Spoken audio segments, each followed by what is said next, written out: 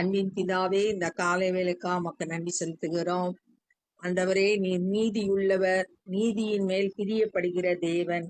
ஆண்டவரே, ஸ்தோத்திரம் கர்த்தாவே. நாங்களும் ஆண்டவரே நீதி செய்கிறவர்களாய் உம்முடைய நாமத்தை மகிமைப்படுத்த கிருபை செய்யுங்க. இயேசு கிறிஸ்துவினால் உண்டாகிற நீதியின் கனிகளால் நிறைந்தவர்களாய் காணப்பட கிருபை செய்யுங்க. இந்த நாளின் வேத தியானத்தை எங்களுக்கு ஆசீர்வதித்து தாங்க. நேசிக்கிற இயேசு கிறிஸ்துவின் இனிய நாமத்தில் கேட்கிறோம் பிதாவே, ஆமென். 2 ராஜாக்கள் 12வது அதிகாரம் 17வது வசனம். அதற்கு பின்பு சீரியாவின் ராஜாவாகிய ஆசகேல் வந்து காத்தூரின் மேல் யுத்தம் பண்ணி அதை பிடித்தான். காத்தூர் அப்படின்றது பெலிஸ்தியரோட பட்டணம். சீரியா ராஜா முதல்ல பெலிஸ்தியரோட பட்டணமான காத்த யுத்தம் பண்ணி பிடிக்கிறான். அதன் பின்பு எருசலேமுக்கு விரோதமாக போக ஆசகேல் தன் முகத்தை திருப்பினான். எருசலேம் யூதா தேசத்தோட தலைநகரம்.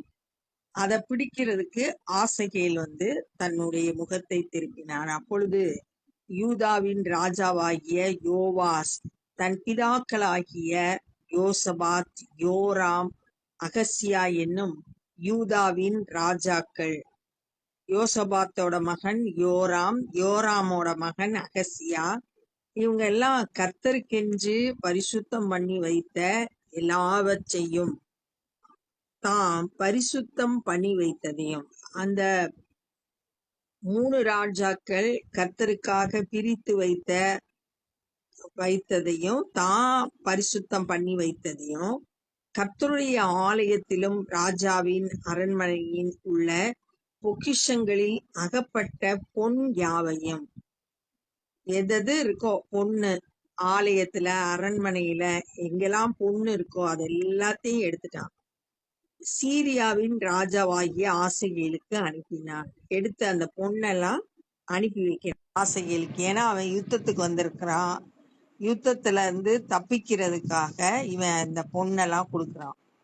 இதே மாதிரி 1 ராஜாக்கள் 15வது அதிகாரம் 18ல இருந்து 24 வரைக்கும் வாசிக்கும் போது ஆசா ராஜா சீரியா ராஜா ஆன பெனதாத் யுத்தத்துக்கு வரும்போது, இஸ்ரவேல் ராஜாவாகிய பாசா யுத்தத்துக்கு வரும்போது சீரிய ராஜாவாகிய பெனதாத்துக்கு ஆலயத்திலையும் அரண்மனையில இருக்கிற பொண்ணெல்லாம் கொடுத்து என் கூட ஹெல்ப்புக்கு வா அப்படின்னு சொல்லிட்டு கூப்பிட்டத அங்க நம்ம வாசிக்கலாம். அதே மாதிரி இங்க இவன் யோவாஸ் யூதாவின் ராஜாவாகிய யோவாஸ் அரண்மனை உள்ள ஆலயத்துல உள்ள பொண்ணெல்லாம் எடுத்து கர்த்தருக்குன்னு பரிசுத்தம் பண்ணி வச்சிருந்தத இப்ப சீரியா ராஜாவுக்கு கொடுத்து அனுப்பிட்டான். கர்த்தரை சார்ந்து கொள்ளாம தானா பொண்ணை கொடுத்து அந்த யுத்தத்துல இருந்து தப்பிக்கிறதுக்கு முயற்சி செய்கிறான். யோவாசின் மற்ற வர்த்தமானங்களும் அவன் செய்தவை யாவும் யூதாவுடைய ராஜாக்களின் நாளாகம புஸ்தகத்தில் அல்லவா எழுதியிருக்கிறது. யூதா தேசத்துக்கு ராஜாக்கள் பற்றிய விவரங்களை சொல்றதுக்கு தனியா நாளாகம புஸ்தகம் இருந்துச்சு. இஸ்ரவேல் ராஜா செய்யற காரியங்களை எழுதக்கூடிய நாளாகம டைரி, அததான் இந்த நாள்ல இன்ன நடந்துச்சு அப்படின்ற விஷயத்த எழுதுறதுக்கு ஒரு நாளாகம புஸ்தகம் எழுதியிருந்தாங்க. யோவாசின் ஊழியக்காரர் எழும்பி கட்டுப்பாடு பண்ணி கொண்டு சில்லாவுக்கு போகிற வழியில் இருக்கிற மில்லோ வீட்டிலே அவனை கொன்று போட்டார்கள். யோவாச அவனுடைய வேலைக்காரர்களே ஊழியக்காரரே கொன்று போட்டாங்க. சிமியாத்தின் குமாரன் யோசகார், சோமேரின் குமாரன் யோசபாத் என்னும் அவனுடைய ஊழியக்காரர் அவனை கொன்றார்கள். இங்க 2 பேரோட பெயர் போட்டிருக்கு. இத 2 நாளாகமும் 24வது அதிகாரம் 26வது வசனத்துல இந்த முதல் சொல்லப்பட்டவன் அம்மோனிய ஸ்திரீ, அவங்க அம்மா அம்மோனிய ஸ்திரீ அப்படின்னு சொல்லிட்டு சொல்லப்பட்டிருக்கு. 2வது யோசபாத்ன்றவன் வந்து அவங்களோட அம்மா வந்து மோவாபியஸ்திரி அப்படின்னு சொல்லிட்டு சொல்லப்பட்டிருக்கு. 2 நாளாகவும் 24, 26. அவனுக்கு விரோதமாய் கட்டுப்பாடு பண்ணினவர்கள் அம்மோனிய ஸ்திரியான சீமாத்தின் குமாரனாகிய சாபாத்தும் மோவாபிய ஸ்திரியான சிம்ரித் குமாரனாகிய யோசபாத்துமே அப்படின்னு சொல்லிட்டு சொல்லப்பட்டிருக்கு. 2 பேரும் அவனுடைய ஊழியக்காரர்கள். அவங்களே எழும்பி தங்களுடைய ராஜாவை கொன்று போட்டாங்க. இறந்து போன அவனை தாவீதின் நகரத்தில் தாவீதின் நகரம் எருசலேம் அடக்கம் பண்ணினார்கள். அவன் குமாரனாகிய அமித்சியா அவன் ஸ்தானத்திலே ராஜாவானான். யோவாசுக்கு அப்புறம் யூதா தேசத்துல அமத்சியான்றவன் ராஜாவானான். 2 ராஜாக்கள் 13வது அதிகாரம். அகசியா என்னும் யூதாவுடைய ராஜாவின் குமாரனாகிய யோவாசுடைய 23ஆம் வருஷத்திலே யெகூவின் குமாரனாகிய யோவகாஸ் இஸ்ரவேலின் மேல் சமாரியாவிலே 17 வருஷம் ராஜபாரம் பண்ணினார். யூதா தேசத்தோட தலைநகரம் எருசலேம், இஸ்ரவேல் தேசத்தோட தலைநகரம் சமாரியா. இந்த யூதா தேசத்தோட ராஜா வந்து யோவகாஸ். அதே நேரத்துல இஸ்ரவேல்ல யார் ராஜாவாயிருந்தா அப்படின்னா யெகூவினுடைய குமாரனாகிய யோவகாஸ் ராஜபாரியம் பண்ணினா. 17 வருஷம் ஆட்சி செய்தான். கர்த்தருடைய பார்வைக்கு பொல்லாப்பானதை செய்து இஸ்ரவேலை பாவம் செய்ய பண்ணின நேபாத்தின் குமாரனாகிய யெரொபெயாமின் பாவங்களை பின்பற்றி நடந்தான். அவைகளை விட்டு அவன் விலகவில்லை. இந்த இஸ்ரவேலின் ராஜாவாகிய யோவகாஸ் யெரொபெயாம் செய்த பாவத்தை தொடர்ந்து செய்து வந்தான்னு சொல்லியிருக்கு. அவன் யெரொபெயாம் என்ன பாவம் செய்தானா, தான்லையும் பெத்தேல்லையும் பொன் கன்றுக்குட்டியை செய்து அதுக்கு பலி செலுத்தும்படியா பலிபீடங்களை கட்டி கர்த்தரை விட்டு வழி விலக செய்தான். அவைகளை விட்டு அவன் விலகவில்லை. இந்த யோவகாசும் அதே பின்பற்றினா பொன் கன்றுக்குட்டியைக்கு வழிபட்டு வந்தான். ஆகையால் கர்த்தருக்கு இஸ்ரவேலின் மேல் கோபம் உண்டு. அவர்களை சீரியாவின் ராஜாவாகிய ஆசகேலின் கையிலும் ஆசகேலின் குமாரனாகிய பெனதாத்தின் கையிலும் அந்நாட்கள் எல்லாம் ஒப்பு கொடுத்தார். இஸ்ரவேல் மக்கள் எப்பெல்லாம் கர்த்தருக்கு கோபம் உண்டாக்கினார்களோ அப்பெல்லாம் அவங்க வந்து அந்நிய தேசத்துல அடிமைகள் ஆகிறத வேதத்துல வாசிக்கலாம். அதே மாதிரி இப்ப வந்து சீரிய ராஜாவாகிய ஆசகேலிடத்திலையும் பெனதாத்து அவனுடைய மகனாகிய பெனதாத்துக்கு கீழையும் இவங்க வந்து ஒப்பு கொடுக்கப்பட்டாங்க. யோவகாஸ் கர்த்தருடைய சமூகத்தை நோக்கி பிரார்த்தித்தான். இந்த இஸ்ரவேலின் ராஜா கர்த்தரை நோக்கி ஜெபம் பண்றான். சீரியாவின் ராஜா இஸ்ரவேலை ஒடுக்குகிறதுனால் அவர்கள் ஒடுங்கி போகிறதை பார்த்து கர்த்தர் அவனுக்கு செவி கொடுத்தார். ரொம்ப இரக்கமுள்ள கர்த்தர், மன்னிக்கிற தேவன். அவங்க எவ்வளவுதான் ஆண்டவருக்கு விரோதமா பாவம் செய்தாலும் ஆண்டவரை நோக்கி கூப்பிடும் போது ஆண்டவர் மனதுருகி அவங்களுக்கு ஜெபத்துக்கு பதில் கொடுக்கிறாரு. கர்த்தர் அவனுக்கு செவி கொடுத்தார். கர்த்தர் இஸ்ரவேலுக்கு ஒரு இரட்சகனை கொடுத்ததினால் அவர்கள் சீரியருடைய கையின் கீழிருந்து நீங்களானார்கள்.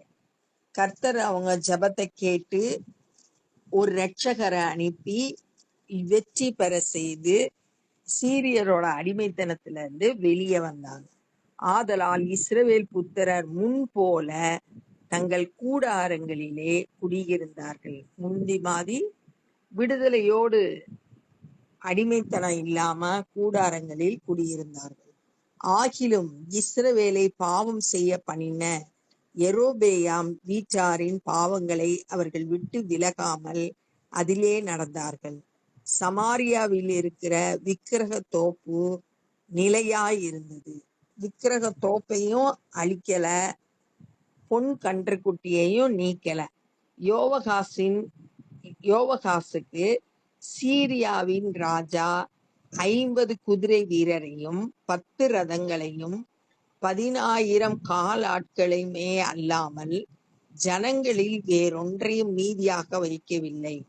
அவன் அவர்களை அழித்து போரடிக்கும் இடத்து தூளை போல ஆக்கி போட்டான். போரடிக்கிற இடத்துல பறக்கிற தூள் போல இஸ்ரவேல் மக்களை ஆக்கி போட்டான். யோவகாசின் மற்ற வர்த்தமானங்களும் அவன் செய்த யாவும் அவனுடைய வல்லமையும் இஸ்ரவேல் ராஜாக்களின் நாளாகம புஸ்தகத்தில் அல்லவோ எழுதியிருக்கிறது. யோவகாச பற்றிய மற்ற காரியங்கள் எல்லாம் இஸ்ரவேல் ராஜாக்களுடைய நாளாகம புஸ்தகத்துல எழுதியிருக்கிறது.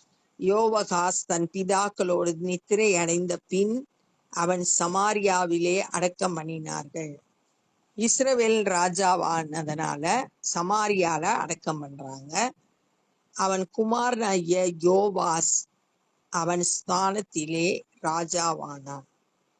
யோவகாசோட மகன் யோவாஸ் அவன் இப்ப ராஜாவானான் அப்படின்னு பாக்குறோம். இப்ப இந்த நாள்ல நம்ம என்ன கற்றுக்கொண்டோம் அப்படின்னா, யூதாவோட ராஜாவாகிய யோவாஸ் சீரியர் ராஜாவாகிய ஆசகேல் படையெடுத்து வரும்போது அதற்கு தப்புவிக்கும்படியா ஆலயத்துல இருக்கிற பொன்னையும் அரண்மனையில இருக்க பொன்னையும் எடுத்து ஆசகேலுக்கு கொடுத்து அனுப்புனா. அவன் எருசலேமை பிடிக்கிறத விட்டுட்டு சீரியா ராஜா திரும்பி போயிட்டான். ஆனா இந்த யோவகாச அவனுடைய ஊழியக்காரர்களை விரோதமாய் எழும்பி கொன்று போட்டாங்க. அவனை எருசலேம்ல அடக்கம் பண்ணிட்டாங்க. அது அடுத்ததாக யெகூவோட குமாரனாய் இஸ்ரவேல் ராஜாவை பத்தி சொல்லியிருக்கு. யோவகாஸ் அவன் கர்த்தரோட பார்வைக்கு பொல்லாப்பானதை செய்து வந்தான். யெரொபெயாம் செய்த பாவத்தை தொடர்ந்து செய்து வந்தான். அதனால கர்த்தர் இஸ்ரவேல் மக்கள் மேல கோபம் அடைந்து அவங்கள சீரிய ராஜாவாகிய ஆசகேலோட கையிலையும் அவன் குமாரனாகிய பெனதாத்தின் கையிலையும் அடிமையா ஒப்பு கொடுத்தாரு. இஸ்ரவேலின் ராஜாவாகிய யோவகாஸ் கர்த்தரை நோக்கி ஜெபம் பண்ணும்போது மனதுருகுகிற கர்த்தர், மன்னிக்கிற கர்த்தர் அவங்கள மன்னிச்சு அவங்க ஜெபத்துக்கு பதிலா ஒரு இரட்சகனை எழுப்பி அவங்கள அடிமைத்தனத்திலிருந்து சீரியரோட கையில இருந்து தப்புவிக்க பண்ணினார். இஸ்ரவேல் மக்கள் கூடாரங்களில் விடுதலையோடு குடியிருந்தாங்க. ஆனாலும் அவங்க விக்கிரக தோப்புகள், பொன் கன்றுக்குட்டிய வழிபடுறது இதெல்லாம் விட்டு விலகல. யோவகாசுக்கு சீரியாவோட ராஜா 50 குதிரை வீரர்கள், 10 ரதங்கள், 10,000 காலாட்களை மட்டும் விட்டு வச்சிருந்தான். மற்றது எல்லாத்தையும் அழித்து போட்டுட்டான். இந்த யோவகாஸ் பற்றி எல்லாம் நாளாகம புஸ்தகத்துல எழுதப்பட்டிருக்கு. அவன் மரித்து சமாரியாவில அடக்கம் பண்ணப்பட்டான். யோவகாசுக்கு அப்புறம் அவனுடைய மகனான யோவாஸ் ராஜாவானான் அப்படின்றத இந்த நாள்ல நம்ம தியானித்தோம். இப்ப நம்ம ஜெபம் பண்ண போறோம். அன்பின் பிதாவே, இந்த நாள்ல ஆண்டவரே, இஸ்ரவேல் மக்கள் எவ்வளோ பாவம் செய்து உம்மை வேதனைப்படுத்தினாலும் அவங்க மறுபடியுமா உம்மிடத்துல ஜெபித்த போது நீர் அவர்கள் பாவங்களை மன்னித்து அவர்களுக்கு ஜெபத்துக்கு பதில் கொடுக்கும்படியா இரட்சகரை அனுப்பி விடுதலையாக்கினீர். ஆண்டவரே, உம்மை துதிக்கிறோம். உம்முடைய அன்புக்காய் ஸ்தோத்திரம். ஆண்டவரே, உம்முடைய மன்னிக்கிற வல்லமைக்காய் ஸ்தோத்திரம். ஆண்டவரே, உம்மை ஸ்தோத்தரிக்கிறோம். நாங்களும் உம்மை நோக்கி பார்க்கிற போதெல்லாம் எங்க ஜெபத்துக்கு பதில் தரீங்க. அதற்காய் ஸ்தோத்திரம். ஆண்டவரே ஸ்தோத்திரம். உத்தமமாய் உம்மை சேவிக்க உம்முடைய வழிகள்ல நடக்கிறதுக்கு நாங்கள் எங்களை அர்ப்பணிக்கிறோம். தடைகள் எல்லாம் நீக்கி போடுங்க. ஆண்டவரே ஸ்தோத்திரம். கர்த்தாவே, இந்த நாள்ல சுவிசேஷ பணி செய்கிற ஒவ்வொருவரையும் உடைய கரத்துல ஒப்பு கொடுக்கிறோம். பலப்படுத்துங்க, பயன்படுத்துங்க. அநேகர் உம்முடைய அன்பையும் வல்லமையும் அறிந்து கொள்ளட்டும். உம்முடைய நாமம் உயர்த்தப்படட்டும். நாங்களும் உம்முடைய ராஜ்ய பணியிலே எங்களால் இயன்றதை செய்ய ஒப்பு கொடுக்கிறோம். நேசிக்கிற இயேசு கிறிஸ்துவின் இனிய நாமத்தில் கேட்கிறோம் பிதாவே, ஆமென். என் ஆத்துமாவே கர்த்தரை ஸ்தோத்திரி, என் முழுவலுமே பரிசுத்த நாமத்தை ஸ்தோத்திரி. என் ஆத்துமாவே கர்த்தரை ஸ்தோத்திரி, கர்த்தர் செய்த சகல உபகாரங்களை மறவாதே. ஆமென். God bless you.